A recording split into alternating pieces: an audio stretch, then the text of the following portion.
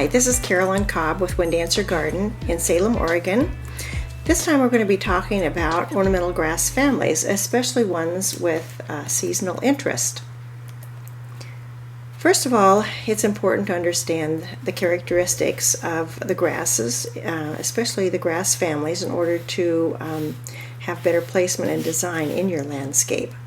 So let's start out with grasses with fall interest.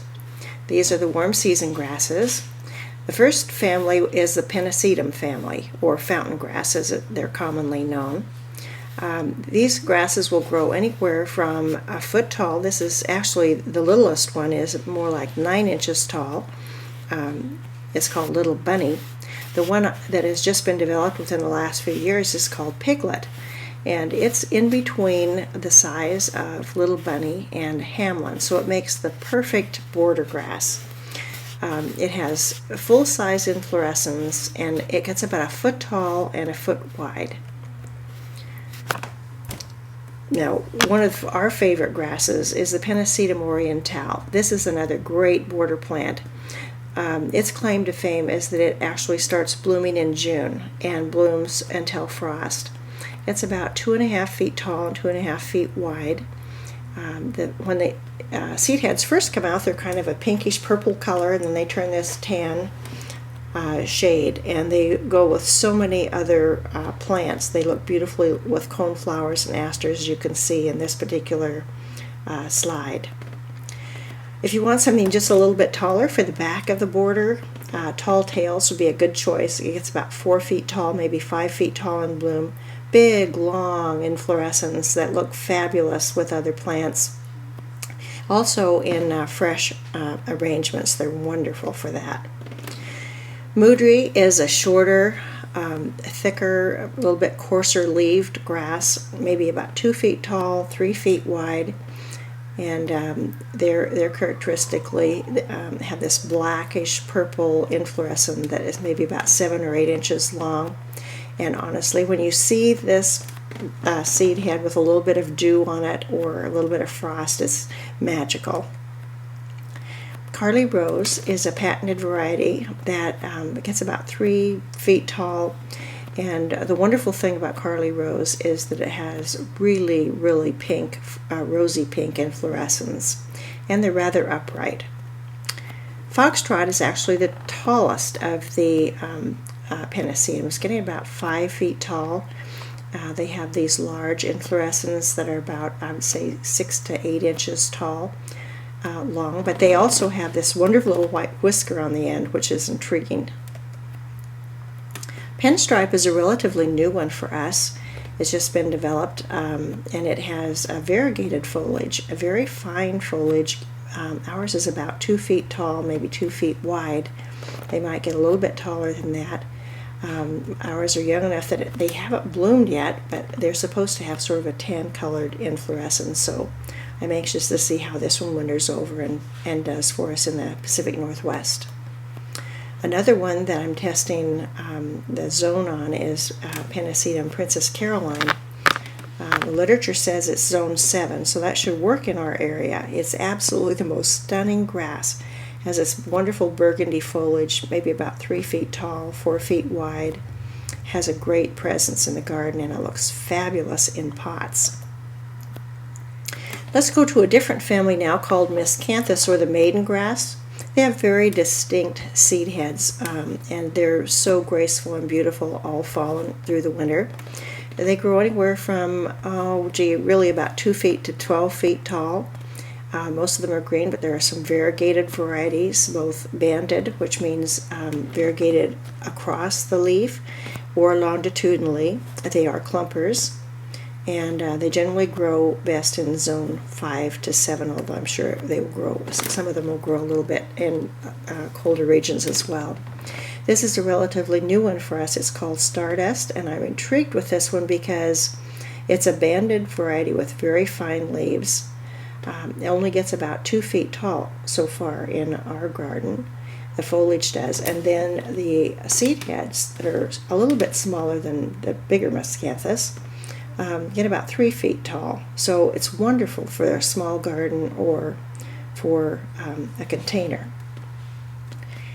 This is really a grass that I just couldn't live without. It's called Adagio, and it's a clumper that it's about 3 feet tall and 3 feet wide, 4 feet tall in bloom, and it's absolutely covered with inflorescence, so it makes this nice, neat little ball, and it doesn't flop over at all.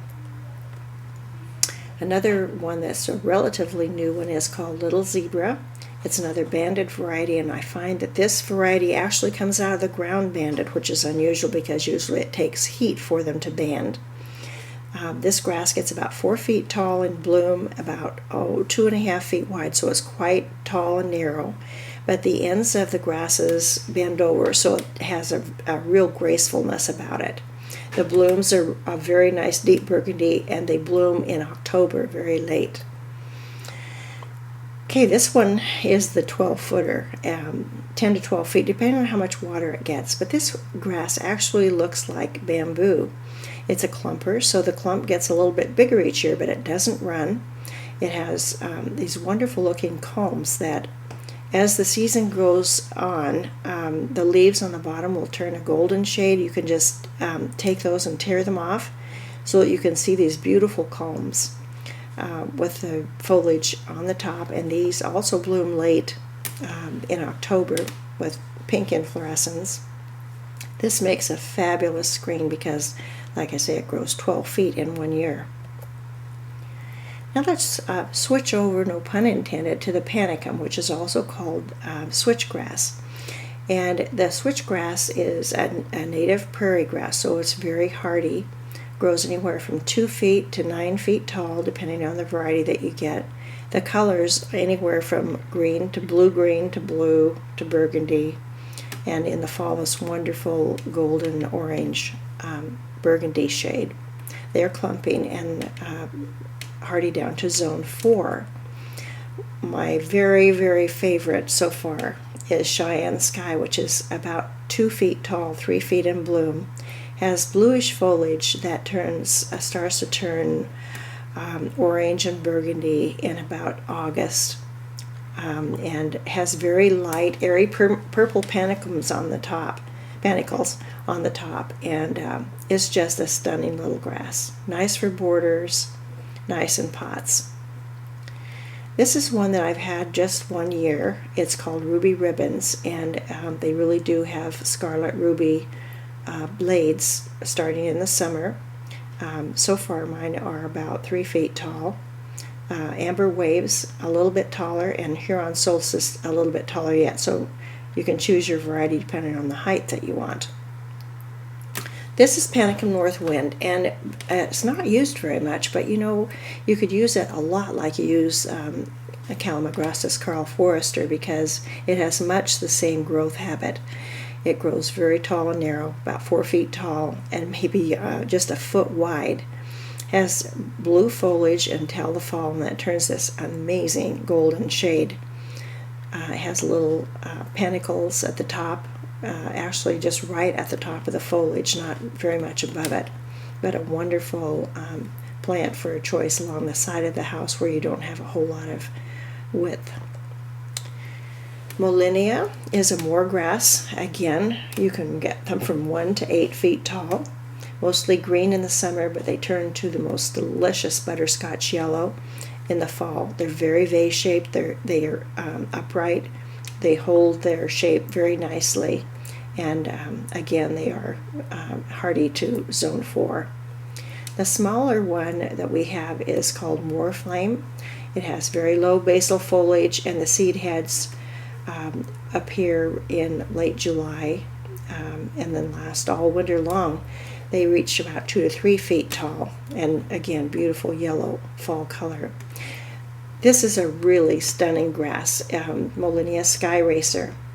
It has low basal foliage, again, I'd say maybe 1 foot to 2 feet tall on the basal foliage, but then these wonderful inflorescences come above the foliage in fall, 7 to 8 feet tall. So these grow well in the regular perennial area in the back or even towards the front, because you can actually see through them, and they offer great movement just even in the slightest breeze. So more autumn stars are another very underused grass that is, I laugh because I tell people this is the closest thing I have to plastic. It is evergreen. It has beautiful lime green foliage when it first comes, the foliage comes out in the spring. It blooms, and the blooms stay on for the longest time. In fact, they come out white, but then they turn sort of a tan color, and they last through most of the year. And it's extremely drought tolerant. So if you have an area like a parking strip or an area that just doesn't get much water, this is a superb choice. Another one that is just such a great conversation piece is Bouteloua gracilis, or blue grama grass. It's also a native prairie grass, very fine textured foliage that's low. And in the late summer, these inflorescences come up. The little seed pods, little seed heads, are perpendicular to the stem. So when the wind blows, the slightest breeze actually, it looks like a school of fish. So we also call this our fish plant. And it's so popular in the fall, we can hardly keep it in stock. So that gives you an idea of some of the choices that you have for fall interest. My name again is Carolyn Cobb with Windancer Garden, and if you would like to contact us, you can reach us through our website or also give me a call. I'd love to hear from you. Thanks so much, and have a great time with your grasses.